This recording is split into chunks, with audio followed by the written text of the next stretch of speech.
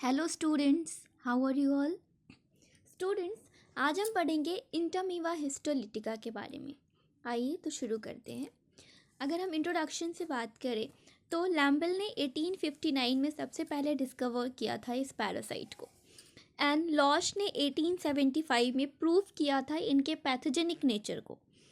And इनको ये जो अमीवा है ये इन्फेक्ट करते हैं मैन को, और ये मे भी क्लासीफाई किए जाते हैं according to their pathogenicity and habit. तो इनको इनके पैथोजेनिसिटी एंड हैबिट के आधार पे क्लासीफाई किया गया है इस प्रकार से। तो अगर हम पैथोजेनिक चीज़ की बात करें, पैथोजेनिक नेचर की बात करें, तो ये इंटेस्टिनल अमीवा में इंटामीवा हिस्टोलिटिका ये पैथोजेनिक होते हैं। एंड नॉन पैथोजेनिक की बात करें, नॉन पैथोजेनिक मीन्स हार्मलेस और कमेंसेस की बात करें तो mouth amoeba and intestinal amoeba में ई कोलाई, ई नाना, ये सारे जो होते हैं वो नॉन पैथोजेनिक होते हैं, हार्मलेस होते हैं। अगर हम इनकी जियोग्राफिकल डिस्ट्रीब्यूशन की बात करें तो ये वर्ल्ड वाइड डिस्ट्रीब्यूटेड है and more common in tropics and subtropics than in temperate zone. So ये ट्रॉपिक्स में एंड सब ट्रॉपिक रीजन्स में ज़्यादा कॉमन है रेदर देन टेम्परेट जोन में। अगर इनकी हम हैबिटेट की बात करें तो trophozoites of Entamoeba histolytica live in the mucus and submucous layers of the large intestine of the man. So trophozoites जो होते हैं इंटरमीवा हिस्टोलिटिका के, वो म्यूकस और सब म्यूकस मेम्ब्रेन में रहते हैं, किसके? मैन के। तो मैन के लार्ज इंटेस्टाइन के mucus and submucous layers में ये प्रेजेंट होते हैं। इनकी मॉर्फोलॉजी की बात करें तो इंटरमीवा हिस्टोलिटिका की मॉर्फोलॉजी डिफरेंट स्टेजेस पे अलग अलग होती है। तो ये 3 डिफरेंट स्टेजेस को शो करते हैं। फर्स्ट है ट्रोपोसॉइट। ट्रोपोसॉइट क्या है? ये ग्रोइंग और फीडिंग स्टेज है। Then precystic stage and then cystic stage. So इनके 3 स्टेज है। फर्स्ट स्टेज है ट्रोपोसॉइट, सेकंड स्टेज है precystic stage and third stage है सिस्टिक स्टेज। तो हम एक एक करके पढ़ेंगे। सबसे पहले हम शुरू करते हैं ट्रोपोसॉइट से। सो ट्रोपोसॉइट की शेप की बात करें तो इनकी शेप फिक्स नहीं होती है, क्योंकि ये कॉन्स्टेंटली चेंज करते रहते हैं अपने पोजिशन को। इनकी साइज़ की बात करें तो इनका जो एवरेज साइज़ है वो 20 to 30 माइक्रोमीटर होता है। एंड साइटोप्लाज्म की बात करें तो ये डिविजिबल होते हैं 2 पोर्शन में। एक क्लियर ट्रांसल्यूशेंट एंडोप्लाज्म होता है एंड ग्रैनुलर एंडोप्लाज्म होते हैं। तो इनके साइटोप्लाज्म 2 लेयर्स में, इनके साइटोप्लाज्म 2 पोर्शन में डिवाइडेड होते हैं, डिविजिबल होते हैं। पहला एक क्लियर ट्रांसल्यूशेंट एक्टोप्लाज्म होता है, ये ट्रांसल्यूसेंट एक्टोप्लाज्म होते हैं, एंड देन ग्रैनुलर एंडोप्लाज्म भी होते हैं। Red blood cells, occasionally leukocytes and tissue debris are found inside the endoplasm. So red blood cells यानी कि RBCs और occasionally leukocytes जो है और tissue debris जो है वो पाए जाते हैं एंडोप्लाज्म में। ओके, ये ट्रोपोजॉइट का स्ट्रक्चर है। जैसा कि हम देख सकते हैं ये ट्रोपोजॉइट का स्ट्रक्चर है। इनके पास एक्टोप्लाज्म एंड एंडोप्लाज्म ये डिविजिबल है काफ़ी सेपरेटली, इनको हम सेपरेट कर सकते हैं। आप देख सकते हैं upper part is endoplasm and the lower part is ectoplasm. Lower part में एक्टोप्लाज्म को डिपिक्ट किया गया है, आप देख सकते हैं। अच्छा, ये जो ट्रोपोजॉइट है इनकी शेप फिक्स नहीं होती है, क्योंकि ये कॉन्स्टेंटली चेंज करते रहते हैं, जैसा हमने पढ़ा। न्यूक्लियस की बात करें तो इनके न्यूक्लियस का जो शेप है वो स्फेरिकल होता है, इनका साइज 4 to 6 माइक्रोमीटर होता है। And instant preparation the nuclear structure show Karyosomes, a small dot-like central in a portion and surrounded by a clear halo, and nuclear membrane.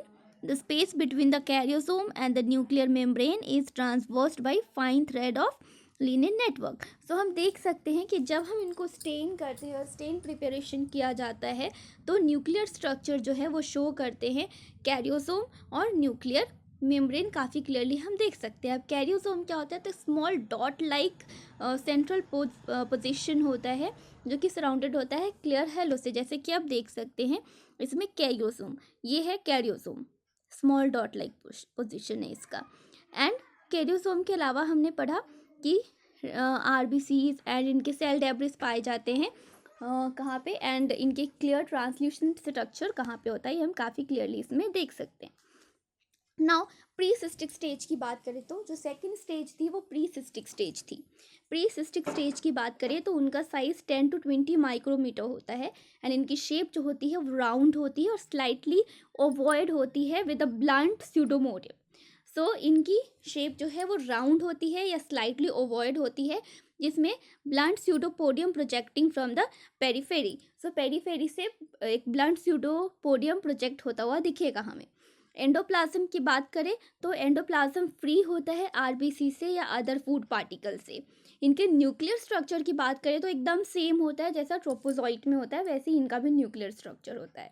अगर हम सिस्टिक स्टेज की बात करें स्टूडेंट्स, तो सिस्टिक स्टेज में क्या होता है, cyst varies greatly in size. So इनकी जो सिस्ट है वो साइज में वेरी करते हैं काफ़ी ज़्यादा, एंड जो small race being 6 to 9 micrometre. So इनकी जो स्मॉल रेज होती है वो 6 to 9 माइक्रोमीटर की होती है एंड जो लार्ज रेज होती है वो 12 to 15 माइक्रोमीटर की होती है। एंड इनकी क्या होती है कि इंसिस्टमेंट के दौरान the parasite becomes rounded and is surrounded by a highly refractile little membrane called the cyst wall.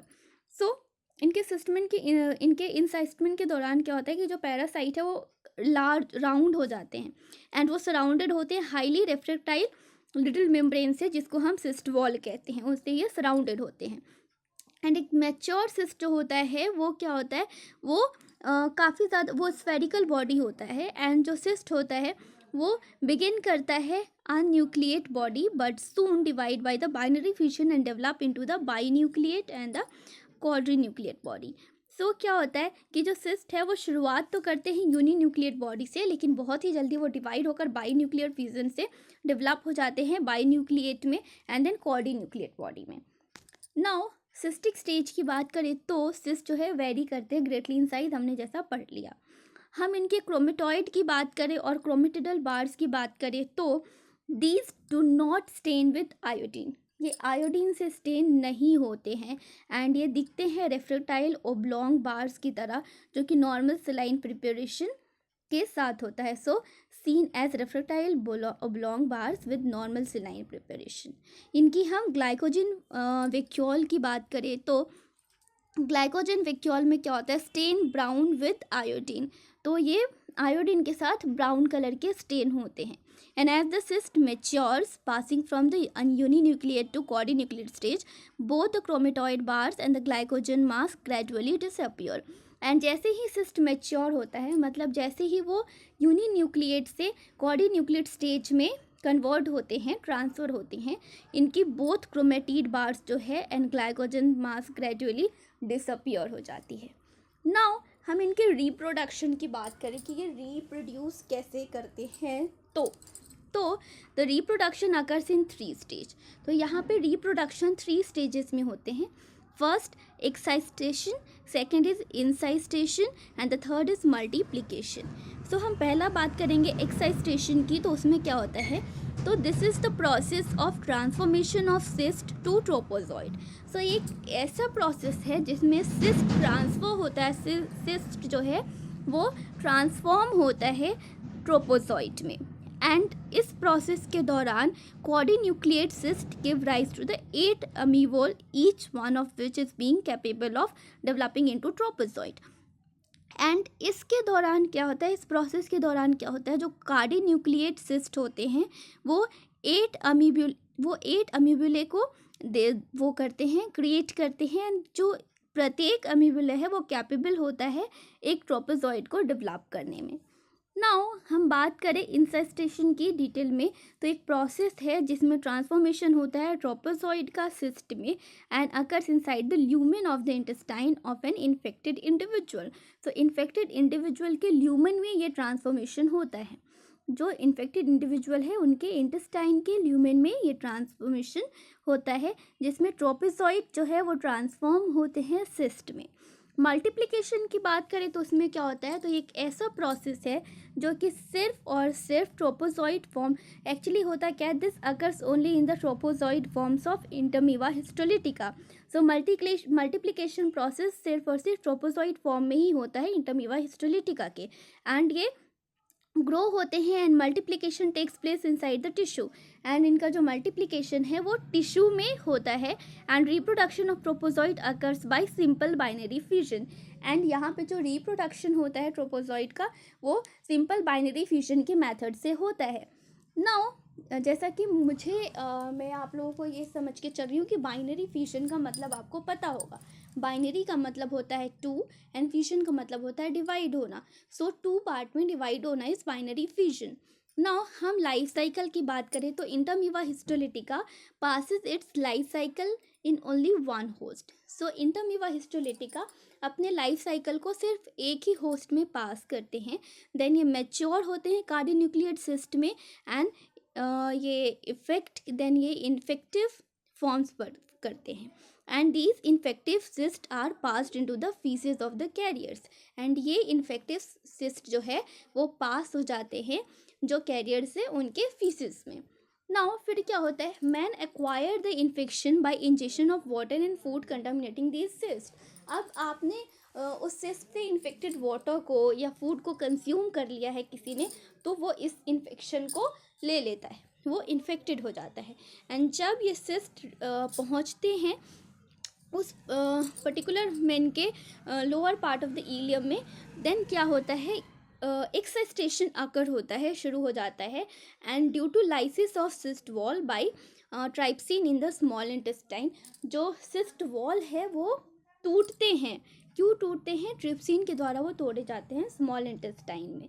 And then during this process each mature cyst liberates a single amoeba, and इस process के दौरान क्या होता है कि जितने भी mature cyst है उनमें से सिंगल अमीबा लिबरेट होते हैं विथ 4 न्यूक्ली, जिसमें 4 न्यूक्लियस प्रेजेंट होते हैं, and a tetra nucleate amoeba which eventually produce 8 मेटासिस्टिक ट्रोपोजॉइट by the division of nuclei by binary fusion, and then tetranucleate amoeba जो है वो इवेंचुअली प्रोड्यूस करते हैं 8 मेटासिस्टिक ट्रोपोजॉइट को, जो कि डिवीजन न्यूक्ली के डिवीजन से, बाइनरी फ्यूजन के मेथड से न्यूक्ली के डिवीजन से होते हैं। And then metacystic trophozoite ultimately lodge in the submucous tissue of the large intestine. So जो ये मेटासिस्टिक ट्रोपोजॉइट होते हैं वो अल्टीमेटली कहाँ पे रहते हैं, तो ये म्यूकस में होते हैं, टिश्यू के लार्ज इंटेस्टाइन के म्यूकस में प्रेजेंट होते हैं, एंड देयर नॉर्मल हैबिटेट की तरह वो उसको यूज़ करते हैं, उनका नॉर्मल हैबिटेट वही होता है। And here they grow and multiply by binary fusion, और देन यहाँ पे वो ग्रो करते हैं, मल्टीप्लाई करते हैं बाइनरी फ्यूजन के मेथड से। Then during the growth of Entamoeba histolytica secretes a proteolytic, ये इंटरमीवा हिस्टोलिटिका अपनी ग्रोथ के दौरान रिलीज करते हैं प्रोटोलाइटिक एंजाइम को, जो कि डिस्ट्रक्शन करता है एंड नेक्रोसिस करता है टिश्यू का, leading to flask shaped ulcer, जिसकी वजह से फ्लास्क शेप्ड अल्सर क्रिएट हो जाता है, जनरेट हो जाता है। देन समटाइम्स ट्रोपोजॉइट एंटर करते हैं डीपर लेयर में and may gain entry into deep layers into the radicals of portal vein to be carried away to liver producing amoebic liver abscesses. And ये देन क्या करते हैं कि इनके पास जब ये यहाँ तक इस लेयर तक, डीपर लेयर तक पहुँच जाते हैं, देन उनको एंट्री मिल जाती है डीप लेयर्स में, और डीप लेयर्स में जाने की, एंड और डीप लेयर्स में जाके वो हमें लिवर एब्सेसिस कॉज कर देते हैं। ओके, देन क्या होता है, when the effect of the parasites on the host is toned down and these is increase in the tolerance of the host, the lesion start healing. सो क्या होता है कि जब ये इफेक्ट पैरासाइट का होस्ट के टोन डाउन होता है होस्ट में, एंड देन क्या होता है उस टाइम जो होस्ट की टॉलरेंस है वो इंक्रीज हो जाती है। So there is increase in the tolerance of the host and the lesion start healing, and जो लेजन है उसमें हीलिंग मैकेनिज्म शुरू हो जाती है।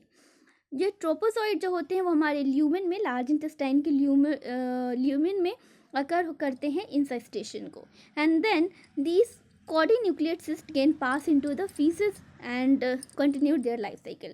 देन ये जो कॉर्डिन्यूक्लिएट सिस्ट है वो पास हो जाते हैं फीसेस में, एंड देन इनकी लाइफ साइकिल ऐसी कंटिन्यू रहती है।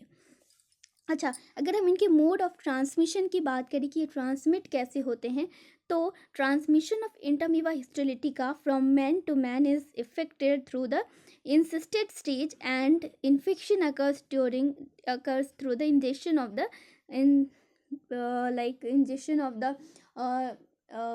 contaminated food and water.